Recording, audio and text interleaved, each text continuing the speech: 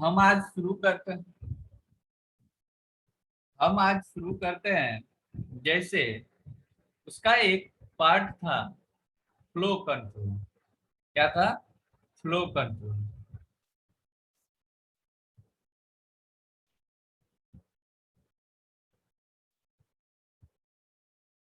Flow control में एक mechanism था, stop and wait mechanism. Stop and wait mechanism. अब ये स्टॉप एंड वेट मैकेनिज्म क्या होता है? सबसे पहले तो हम ये जान लें कि ये फ्लो कंट्रोल जो होता है वो क्या होता है। आवाज क्लियर है ना सबको? Yes sir. Flow yes control sir, yes sir. Flow control क्या होता है इसके बारे में हम सबसे पहले जान लेते हैं। अब जैसे कोई एक सेंडर है, और एक कोई रिसीवर है।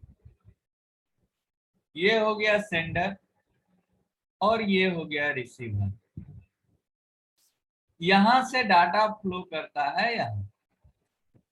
मान के चलो कि इसका स्पीड है 5 kbps और इसका स्पीड है 4 kbps। तो इस सिचुएशन में डाटा तो सेंड कर रहा है 5 kbps से, लेकिन ये रिसीव कर रहा है 4 kbps से। तो दोनों के बीच में 1 kbps का डिफरेंस हो रहा है। ये 1 kbps जो है ये डाटा आखिर जाएगा। तो यही होता है, इसी को हम कहते हैं data overflow. Data overflow sense कि हमारा डाटा सेंडर का जो स्पीड है वो ज्यादा है, रिसीवर का जो स्पीड है वो कम है। तो जितना डाटा हम भेज पा रहे हैं उतना डाटा वो रिसीव करने के लिए कैपेबल नहीं है। अगर ऐसा सिचुएशन क्रिएट होता है तो हमारा डाटा क्या हो जाएगा? लॉस हो जाएगा। मान के चलो कि हम तुमको पढ़ाने के लिए, तुम्हारा एक साथ एक बार में बैठने का कैपेसिटी 2 आवर है। हम तुमको 5 आवर तक पढ़ाते चले जाएं तो तुम्हारा 2 आवर का जो स्टडी पीरियड होगा उसका डाटा जो होगा, उसका पढ़ाई जो होगा वो तो तुम्हारे माइंड में रहेगा, लेकिन वो एक्स्ट्रा जो 3 आवर है वो पढ़ाई जो है तुम्हारा ओवरफ्लो कर जाएगा। यानी कि वो वहां पर तुम्हारा क्या हुआ? लॉस हुआ, डाटा लॉस हुआ। इसी चीज को इसी चीज को ओवरकम करने के लिए कि हमारा डाटा जो सेंड कर रहे हैं वो प्रॉपरली डिलीवर हो रिसीवर के पास, कोई भी डाटा बीच में लॉस ना करे, डाटा ओवरफ्लो ना करे। यही फ्लो कंट्रोल में हमको पढ़ना है। उस चीज को मैनेज करने के लिए कुछ मैकेनिज्म है जिस मैकेनिज्म को हम पढ़ते हैं। अब जैसे सबसे पहला मैकेनिज्म हम पढ़ते हैं stop and wait mechanism. Stop and wait mechanism. अब कहता है कि स्टॉप एंड वेट मैकेनिज्म क्या होता है। तो स्टॉप एंड वेट मैकेनिज्म को एक डायग्राम के थ्रू हम अगर दिखाना चाहें तो इस तरह से मान के चलो, ये सेंडर साइड है, ये सेंडर साइड है और ये तुम्हारा रिसीवर साइड है। अब यहां से कोई डाटा जो है तो वो सेंडर सेंड कर रहा है किसको? रिसीवर को। ये डाटा जा रहा है। अब यहां पर एक लगा होता है टाइमर। क्या?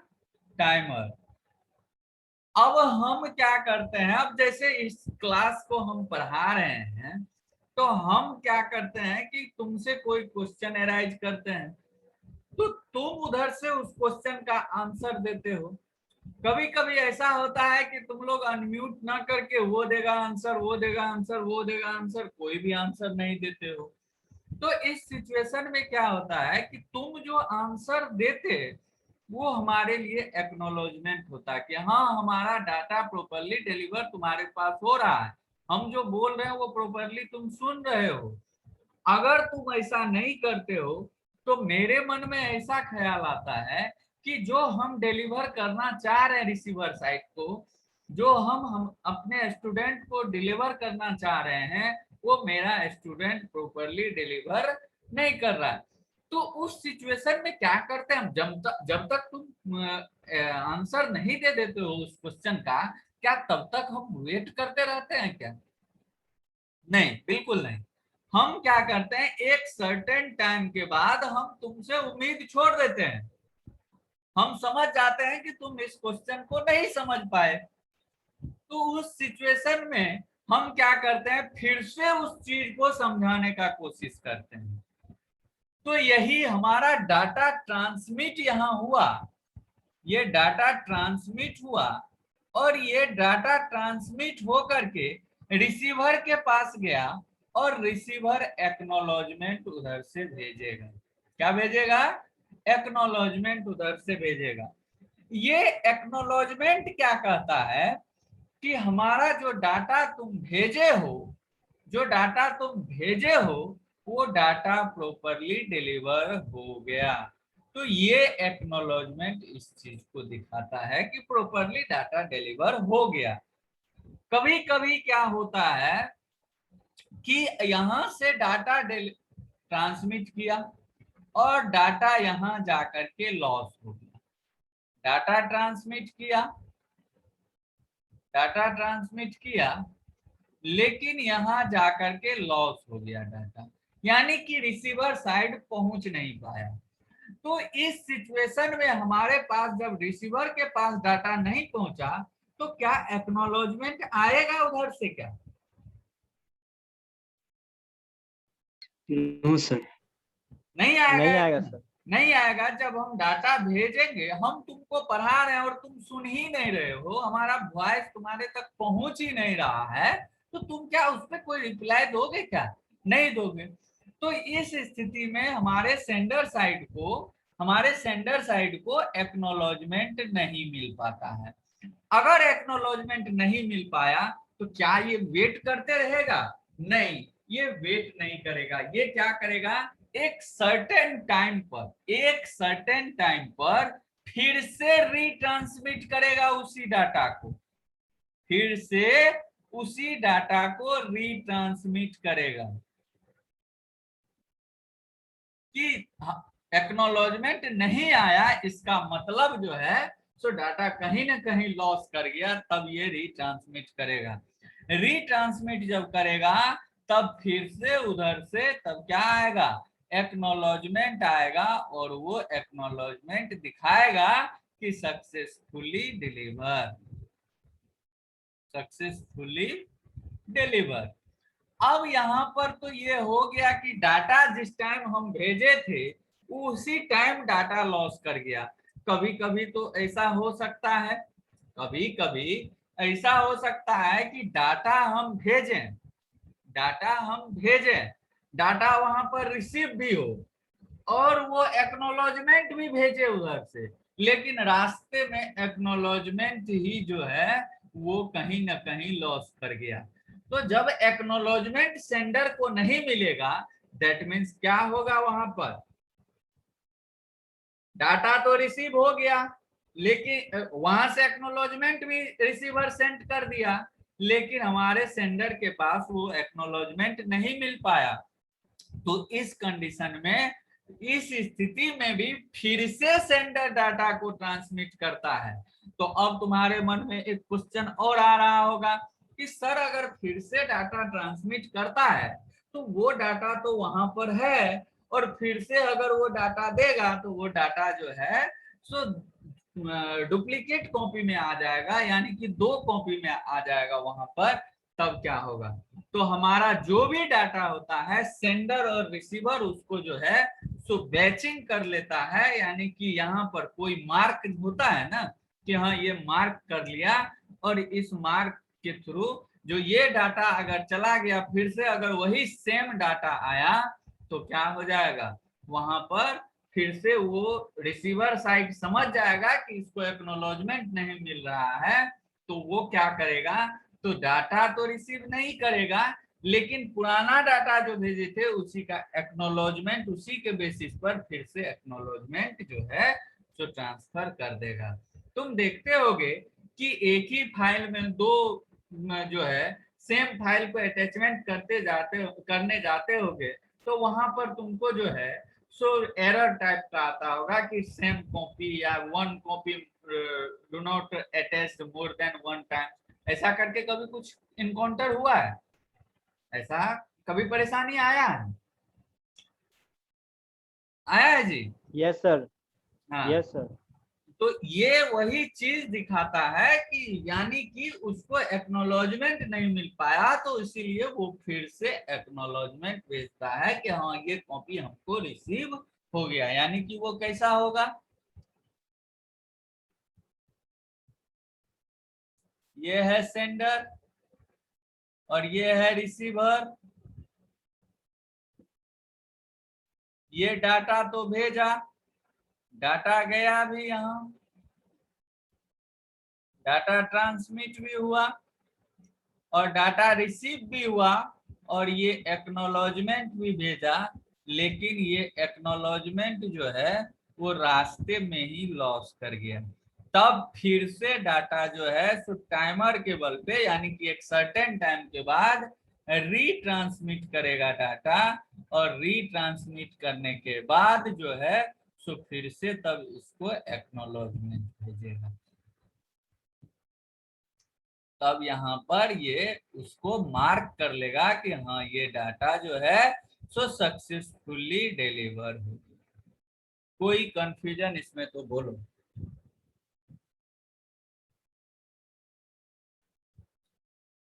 इसको हम लिखना चाहें, अगर थ्योरेटिकल भाषा में लिखना चाहें, तो इसको हम लिख सकते हैं कि sender send the data to receiver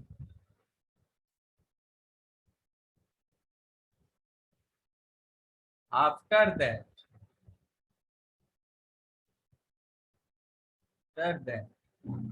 receiver send the acknowledgement send the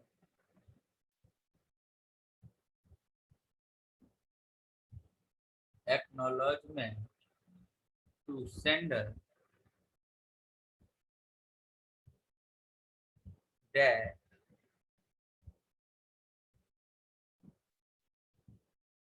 that shows the data is successfully delivered to receiver.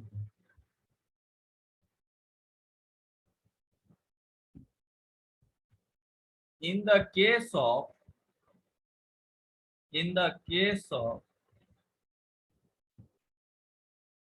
acknowledgement not successfully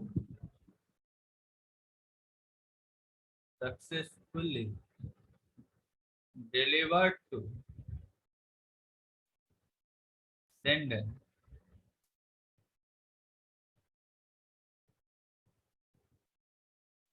due to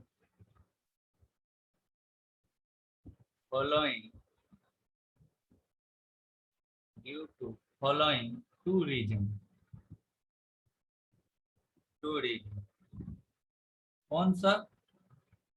पहला रीजन ये हो सकता है कि data was lost between sender and receiver।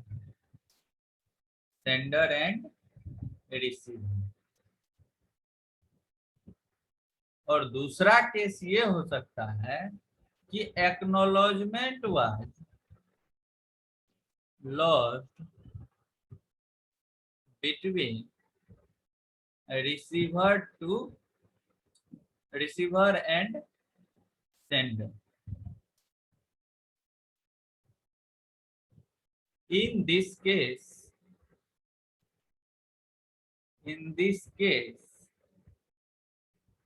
sender retransmit the data to receiver.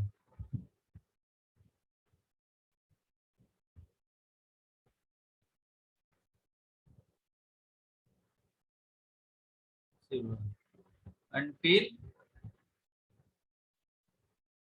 acknowledgement do not successfully delivered to sender. आया बात समझ में कि हमारा सेंडर सेंड करेगा डाटा रिसीवर को, और रिसीवर अगर डाटा को सक्सेसफुली रिसीव कर लिया तो वो क्या करेगा, एक्नॉलेजमेंट भेजेगा। और जब एक्नॉलेजमेंट सेंडर के पास सक्सेसफुली डिलीवर्ड हो गया, दैट मींस कि डाटा सक्सेसफुली डिलीवर्ड हो गया। दूसरा केस हो सकता है कि एक्नॉलेजमेंट हमारे सेंडर के पास ना आए। तो इस स्थिति में दो केस हो सकता है। एक, या तो हम जो डाटा ट्रांसमिट किए हैं वो डाटा रास्ते में कहीं रिसीवर से पहले ही कहीं लॉस हो गया हो, या फिर सेंडर रिसीवर जो एक्नॉलेजमेंट सेंडर के लिए भेजा है वो सेंडर के पास सक्सेसफुली डिलीवर ना हुआ हो, बीच में ही कहीं लॉस कर गया हो। तो इस स्थिति में हमारा डाटा रिट्रांसमिट होता है। In this case, sender retransmit the data to receiver until acknowledgement does not successfully deliver to sender. यानी कि रिट्रांसमिट करते हैं डाटा को जब तक कि हमारा एक्नॉलेजमेंट सेंडर के पास सक्सेसफुली डिलीवर नहीं होता है। अब यहाँ पर एक चीज और कि रिट्रांसमिट कब करते हैं, तो retransmit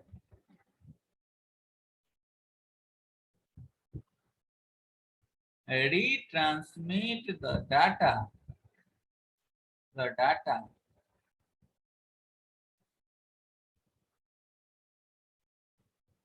with the help of किसके हेल्प से रिट्रांसमिट करता है, किसके हेल्प से करता है जी, timer. Very good. With the help, हाँ, with the help of timer. After bracket में लिख लो, आफ्टर सर्टेन टाइम।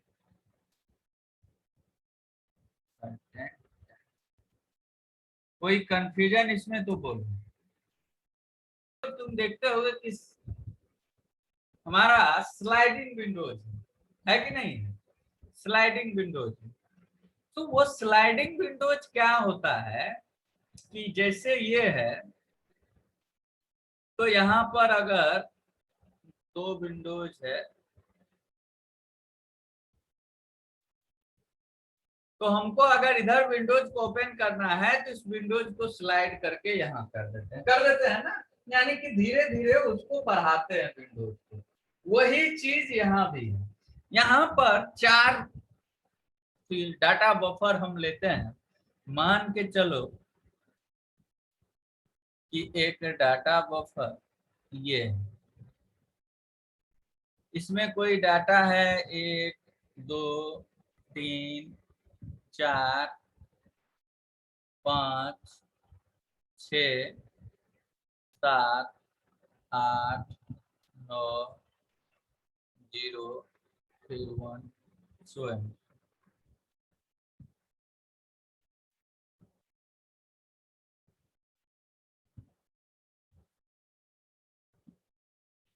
यही चीज एक जगह और 1 2 3 4 5 6 7 8 9 0 1।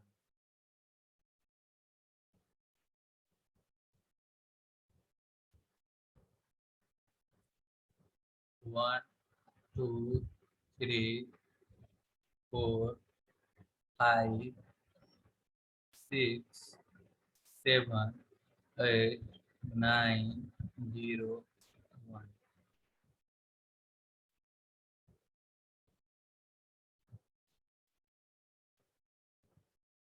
One, two, three, 4 5 6 7 8 9 0। ये है तुम्हारा सेंडर और ये है तुम्हारा रिसीवर। अब तुम कहोगे कि सर ये सेंडर भी दो गो है, रिसीवर को भी दो गो है, तो ये मान के चलो कि बिफोर ट्रांसमिटिंग क्या है, बिफोर ट्रांसमिशन,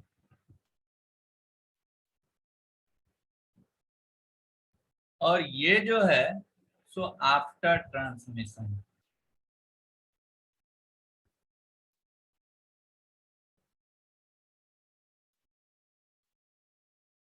और ये भी बिफोर रिसीविंग है।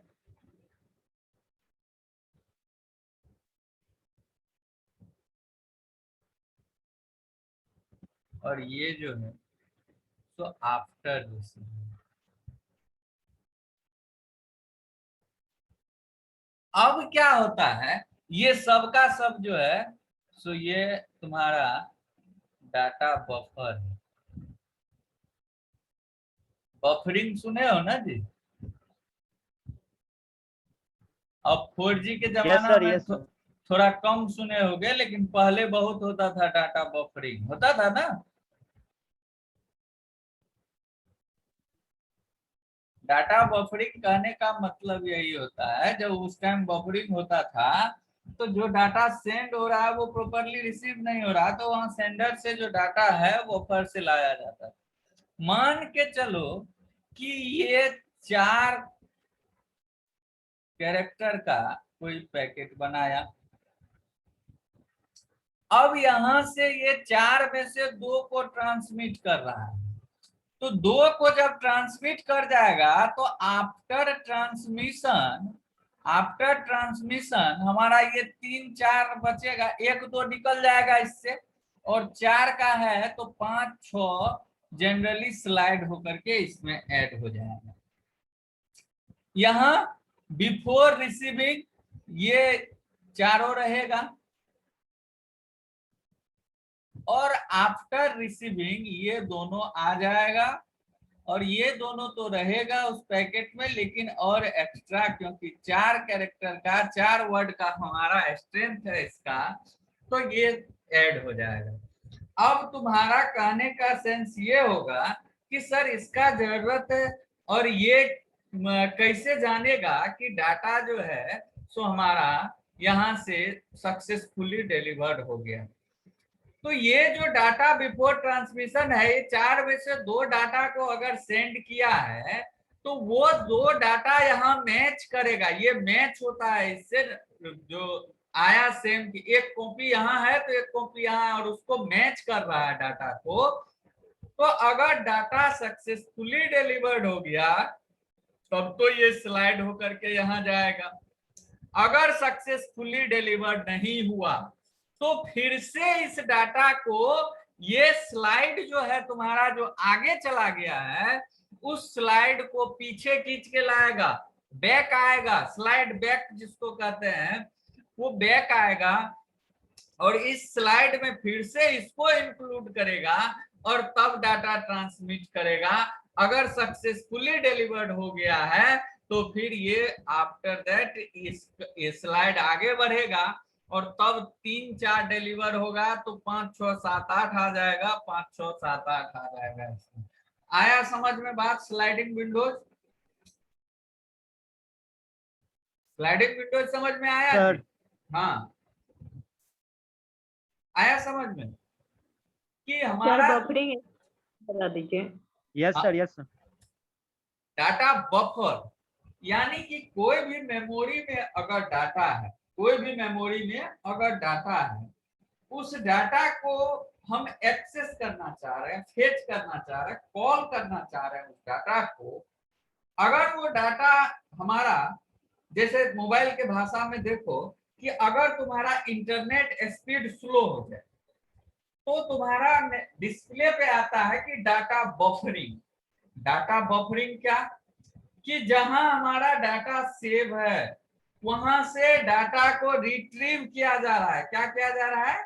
रिट्रीव किया जा रहा है, यानी कि वहां से डाटा को लाया जा रहा है। यही होता है डाटा बफरिंग। बात समझ में आया? Yes sir. अब यहाँ पर स्लाइडिंग विंडोज का क्या मतलब है ये समझ में आया? Sliding windows, no sir, no sir, एक बार फिर से समझाइए। आफ्टर 2 रिसीव हो रहा है उसके बाद नहीं हो पा रहा है, वो नहीं समझ में आ रहा सर। हाँ देखो यहाँ पे कि यहाँ से डाटा ये 4 का पैकेट बना रहा है, 4 में से 2 डाटा को ट्रांसमिट कर रहा है, तो ये है बिफोर ट्रांसमिशन। अगर आफ्टर ट्रांसमिशन इसका शेप देखें तो कैसा होगा? जो 2 डाटा ट्रांसमिट हो गया है वो तो इस पैकेट से बाहर हो जाएगा, क्योंकि अब नेक्स्ट 2 को लाएगा, तो ये 3 4 के साथ अगला 5 6 हमारा जो है वो स्लाइड बढ़ के आगे चला जाएगा। चला जाएगा कि नहीं चला जाएगा? Yes sir. उसके बाद यहाँ पर देखो ये बिफोर रिसीविंग इसका शेप ऐसा होगा। अगर रिसीव हो जाएगा तो ये दोनों डाटा अगर यहाँ रिसीव हो गया तो फिर यहाँ भी स्लाइड क्या होगा? आगे बढ़ के चला जाएगा। चला Yes, जाएगा कि नहीं? अगर बाय द वे ये डाटा रिसीव नहीं हुआ तो हमारा स्लाइड कहाँ रहेगा? यहीं ना रहेगा। अगर यहीं रहेगा स्लाइड तो इससे अगर इसको मैच करेगा तो ये मैच हो पाएगा क्या? नहीं होगा मैच। तो ये स्लाइड जो फॉरवर्ड डायरेक्शन में गया था वो स्लाइड फिर से बैकवर्ड डायरेक्शन में यहाँ, यानी कि यहाँ चला आएगा स्लाइड, और तब फिर से डाटा डिलीवर्ड करेगा, और तब जब फिर से डिलीवर्ड हो जाएगा तब सक्सेसफुली डिलीवर्ड। अगर सक्सेसफुली डिलीवर्ड हो गया तो हमारा स्लाइड फॉरवर्ड डायरेक्शन में आगे स्लाइड हो जाएगा। कोई कंफ्यूजन तो बोलो। No sir. किसी को? सर तो इसमें नंबर ऑफ फ्रेम कितना होता है? क्लियर है सर। वो तो डिपेंड करता है तुम्हारे डाटा बफर में कितना डाटा है, कितना साइज है, वो तुम्हारा फिक्स नहीं है। Okay sir. वो डिपेंड करता है तुम्हारे मेमोरी पे, तुम्हारे डाटा पे। ठीक है, किसी का कैच मेमोरी ज्यादा होता है, किसी का कम होता है। आगे बोलो। Okay sir. ये हम माने हैं कि 4 गो का दिए हैं हम इसमें, ये माने हैं, ये कोई फिक्स नहीं है कि 4 का ही होगा। आई बात समझ में? हाँ सर। कोई दिक्कत? तो लिख लो इसको।